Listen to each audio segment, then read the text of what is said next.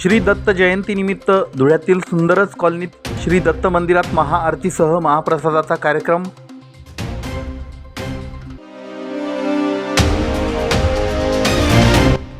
घरकुल योजनेमध्ये होणाऱ्या भ्रष्टाचाराविरोधात सामाजिक कार्यकर्त्यांचं पंचायत समिती प्रशासनाला निवेदन।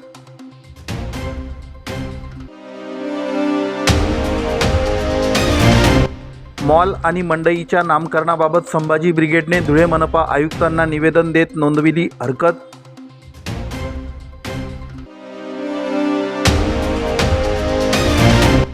आणि धुळ्यातील संदेश भूमीच्या प्रांगणात उत्साहात पार पडला आनंद सैंदाने यांचा जन्मदिन अभिष्ट चिंतन सोहळा। श्री दत्त जयंतीनिमित्त गुरुवार दिनांक 4 डिसेंबर रोजी धुळे शहरातील साक्री रोड परिसरात असलेल्या सुंदरच कॉलनीतील श्री दत्त मंदिरात महाआरती करण्यात आली। भाविकांनी सकाळपासूनच श्री दत्त मंदिरात दर्शनासाठी मोठी गर्दी केली होती। महाआरतीसह सालाबादाप्रमाणे यावर्षी देखील भाविकांसाठी भंडारा महाप्रसादाचा कार्यक्रम आयोजित करण्यात आला होता। या महाप्रसादाचा भाविकांनी मोठ्या संख्येने उपस्थित राहून भक्तिभावाने लाभ घेतला। या कार्यक्रमासाठी सामाजिक कार्यकर्ते प्रवीण जिभाऊ मोरे, योगेश इशी यांच्यासह परिसरातील नागरिकांनी पुढाकार घेतला होता। महाप्रसादाचा कार्यक्रम यशस्वीतेसाठी राजेंद्र नारायण अजबे, डॉक्टर सुनील शिंदे, प्रल्हाद काकुळदे, विनोद अजबे सर, दिनेश मोरे सर, योगेश अजबे, विशाल अजबे, अनूप दाभाडे, समीर सुर्वे, धीरज नांदोडे, डॉक्टर निखिल शिंदे, डॉक्टर आशुतोष वसईकर, प्रणव कोतकाल, अनिकेत बर्डे, प्रमोद काकुळदे, रुपाली अजबे तसेच परिसरातील सामाजिक कार्यकर्ते, महिला भगिनी आणि तरुणांनी अथक परिश्रम घेतले। गेल्या 40 ते 45 वर्षापासून कैलासवासी नारायण लालू वाजबे यांच्या विद्यार्थ सुंदरच कॉलनी वाजबे परिवार तसेच परिसरातील सर्व नागरिक मित्रमंडळी यांच्या सहकार्याने दत्त जयंती उत्सव हा मोठ्या उत्साहात साजरा केला जातो। पारंपरिक पद्धतीने दत्तपूजन, पाळणा आणि त्यानंतर भजन हा सर्व कार्यक्रम इथे आयोजित केला जातो। तसेच परिसरातील सर्व सहकारी मित्रमंडळी व आप्तवाईक सगळे कॉलनीतील लोक यांच्या सहकार्याने महाप्रसादाचं आयोजन आम्ही हे दरवर्षी करत असतो। कैलासवासी नारायण लालू वाजबे यांच्या प्रित्यर्थ आमच्या आजी सावित्रीबाई यांनी या मंदिराची स्थापना केली आणि आम्ही आजबे परिवार कॉलनीतील सर्व मित्रमंडळी आमच्या परिवारावर व दत्तभक्त प्रेम करणारे सर्व लोक यांच्या सहकार्याने आम्ही या कार्यक्रमाचं आयोजन हे करीत असतो। आणि त्या परिसरातील जे कोणी लोकप्रतिनिधी असतील, योगेश भाऊ इशी असतील, त्याचबरोबर आमचे जिभाऊ दादा असतील, आमचे मारे दादा असतील व इतर सर्व मंडळी यांचं नेहमीच आम्हाला सहकार्य मिळत असतं आणि पुढे देखील मिळत राहील अशी मी अपेक्षा करतो। मी महाराष्ट्र न्यूज चॅनलच्या बातमीपत्रास लाईक, शेअर, सबस्क्राईब करा। सोबतच बेल आयकॉन प्रेस करायला विसरू नका। पाहत राहा मी महाराष्ट्र चॅनल। धुळे तालुक्यातील कापडणे येथील घरकुल योजनेमध्ये होणारा भ्रष्टाचार थांबवा, भ्रष्ट अधिकाऱ्यांवर कारवाई करा अशी मागणी पंचायत समिती प्रशासनाकडे सामाजिक कार्यकर्त्यांकडून निवेदनाद्वारे करण्यात आली आहे। सामाजिक कार्यकर्ते ज्ञानेश्वर भांबरे, भूषण ब्राह्मणे व मनोहर पाटील यांनी हे निवेदन सादर केलं आहे। निवेदनात म्हटलं आहे की पंतप्रधान आवास योजना, रमाई आवास योजना आणि शबरी आवास योजना या महाराष्ट्र शासनाच्या महत्त्वाकांक्षी योजना असून ज्या लोकांना राहण्यासाठी घर नाही अशा लोकांना ग्रामपंचायत निवड प्रक्रियेमार्फत निवड करून त्या लाभार्थ्याला शासनाच्या प्राप्त निधीमधून व स्वतःचा एक हिस्सामधून एक चांगलं घरकुल बांधण्याची जबाबदारी ग्रामपंचायत प्रशासन व पंचायत समिती प्रशासन यांची आहे। पण सर्वांनी काही लाभार्थ्यांना हाताशी धरून घरकुले न बांधता आम्हाला 30-35 हजार रुपये द्या, आम्ही तुमचे सर्व चेक काढून देतो अशा पद्धतीने कार्यभार चालविलेला आहे। कोणाच्या तरी चौरसावर उभे राहून फोटो काढणे किंवा अर्ध बांधलेल्या घरावर उभे राहून फोटो काढणे आणि हप्त्याने रक्कम जमा करून घेणे व शेवटी जे घर चांगल्या स्थितीत आहे त्याच घरावर नाव टाकून 8 नंबर काढून बांधलेलं घर घरकुल योजनेमध्ये दाखविणे असा सर्व प्रकार सर्रास सुरू आहे। यावेळी जिल्हा ग्रामीण विकास यंत्रणेचे प्रकल्प संचालक पंचायत समिती येथील गटविकास अधिकारी संपावर गेले असल्याकारणाने तेथील संबंधित जबाबदार लोकांकडे निवेदन सादर करण्यात आलं। निवेदनाची दखल न घेतल्यास चोरीला गेलेलं घरकुल अशा संदर्भात पोलीस स्टेशनमध्ये गुन्हे दाखल केले जातील। हे करून देखील काहीच फरक पडला नाही तर ज्ञानेश्वर भांबरे, भूषण ब्राह्मणे आणि मनोहर पाटील आमरण उपोषणासाठी बसणार आहेत असं निवेदनातून नमूद करण्यात आलं आहे। नमस्कार। आम्ही सामाजिक कार्यकर्ते भूषण ब्राह्मणे, ज्ञानेश्वर भांबरे आणि मगर पाटील आज जिल्हा ग्रामीण विकास यंत्रणा यांना निवेदन सादर करण्यासाठी आलेलो होतो की या विभागामार्फत जी योजना चालू आहे, पंतप्रधान घरकुल योजना असेल, रमाई घरकुल योजना असेल किंवा शबरी घरकुल योजना असेल, या 2-3 वर्षाच्या काळामध्ये या योजनेमध्ये मोठ्या प्रमाणात भ्रष्टाचार आढळून येत आहे.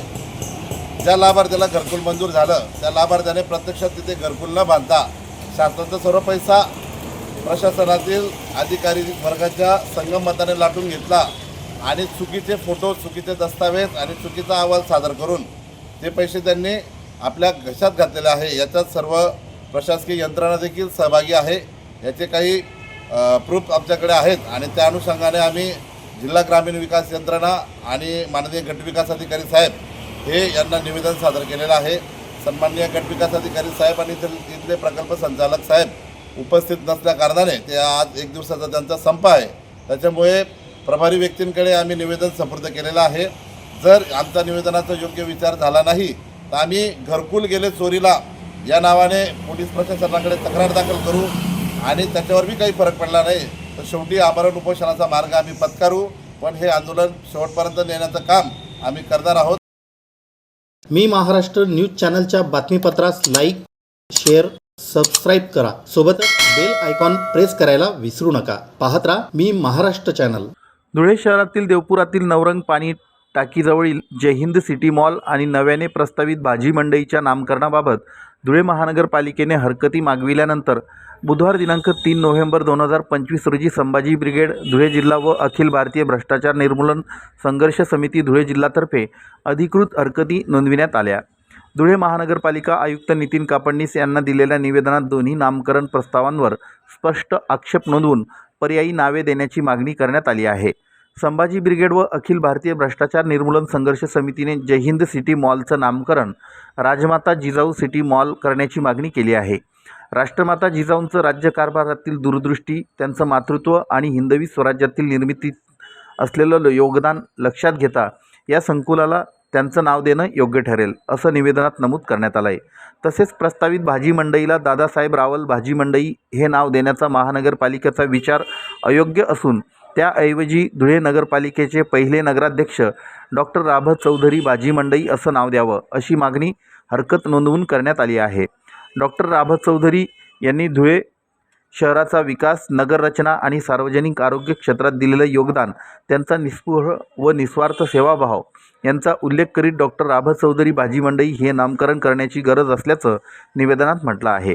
या हरकती नोंदविताना हेमंत भडक, महेश पाटील, अमर फरताडे, RY मंडले, नाना शिरसाट, नंदू अहिरराव, दिनकर जाधव, मनोज रुईकर, डॉक्टर नागेश पाटील, नितीन जाधव, कैलास देसले, भूषण बागुल, अशोक जाधव, उदय पवार, श्याम बोरसे, जितेंद्र पाटील, विकास जीवरक यांच्यासह मुक्त पत्रकार धनंजय गाळणकर आणि अनेक कार्यकर्ते उपस्थित होते. जय जिजाऊ, जय शिवराय. आज आपण महापालिकेत आम्ही धुळे जिल्हा संभाजी ब्रिगेडतर्फे निवेदन देण्यासाठी आलो होतो. निवेदन या संदर्भात होतं की बुवा जो सिटी मॉल सेंटर बांधताय देवपूरमध्ये आपल्या नवरंग पाणीची टाकीच्या इथे, तर त्या सिटी मॉलला जय हिंद नाव देण्याऐवजी राष्ट्रमाता राजमाता जिजाऊचं नाव देण्यात यावं. आणि तसंच दुसरं एक असं होतं की सब्जी मंडी जी आहे ते सब्जी मंडीला ते दादासाहेब रावल यांचं नाव देण्यात येतं आहे. तर त्याबद्दल काही हरकत नाही, पण आत्ताच आपण गव्हर्नमेंट पॉलिटेक्निक कॉलेजला देखील दादासाहेब रावलांचं नाव दिलेलं आहे. तर प्रिमायसेस जवळजवळ असल्यामुळे एकाच ठिकाणी 2-2 नावं थोडंसं जरा विचित्र वाटेल बुवा ते.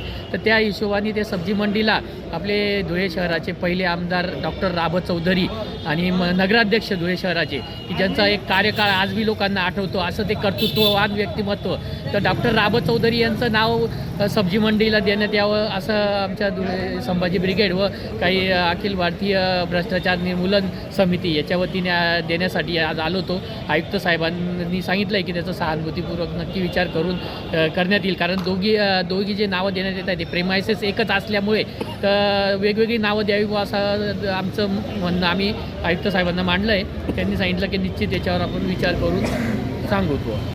मी महाराष्ट्र न्यूज चॅनलच्या बातमीपत्रास लाईक, शेअर, सबस्क्राईब करा. सोबतच बेल आयकॉन प्रेस करायला विसरू नका. पाहत राहा मी महाराष्ट्र चॅनल. धुळे शहरातील संदेशभूमी संरक्षण व संवर्धन कृती समितीचे प्रमुख राष्ट्रवादी काँग्रेस अजित पवार पक्षाचे सामाजिक न्याय विभागाचे धुळे जिल्हाध्यक्ष आनंद सैन्नाने यांचा 47वा वाढदिवस मोठ्या उत्साहात 3 डिसेंबर रोजी साजरा करण्यात आला। या निमित्ताने संदेशभूमीच्या प्रांगणात सायंकाळी अभिष्ट चिंतन सोहळ्याचं आयोजन करण्यात आलं होतं। या सोहळ्याला राजकीय पक्ष आणि सामाजिक संघटनांचे पदाधिकारी तसेच आंबेडकरवादी पक्ष संघटनांचे नेते कार्यकर्ते यांनी उपस्थिती देऊन आनंद सैन्नाने यांना वाढदिवसाच्या शुभेच्छा दिल्या। आनंद सैन्नाने यांनी संदेशभूमीच्या निर्मितीत मोठं योगदान दिलं असून संदेशभूमीचा प्रश्न शासन दरबारी लावून धरला आहे। संदेशभूमीला विश्वरत्न डॉक्टर बाबासाहेब आंबेडकर यांच्या संबंधित असलेल्या ऐतिहासिक स्थळांच्या यादीत समाविष्ट करण्यात यावं या मागणीसाठी शासनाकडे आनंद सैन्नाने सातत्यानं पाठपुरावा करीत आहेत। त्यांचा वाढदिवस संदेशभूमीच्या प्रांगणात साजरा करण्यात आला।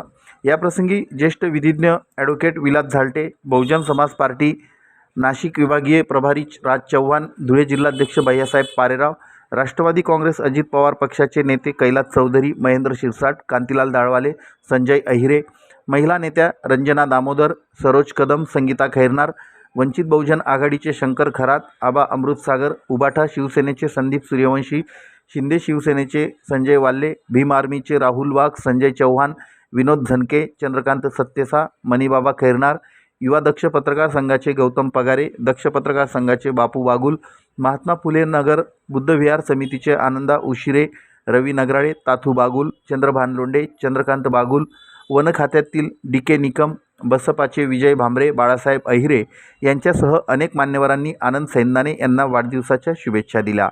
मी महाराष्ट्र न्यूज चॅनलच्या बातमीपत्रास लाईक, शेअर, सबस्क्राईब करा। सोबतच बेल आयकॉन प्रेस करायला विसरू नका। पाहत राहा मी महाराष्ट्र चॅनल।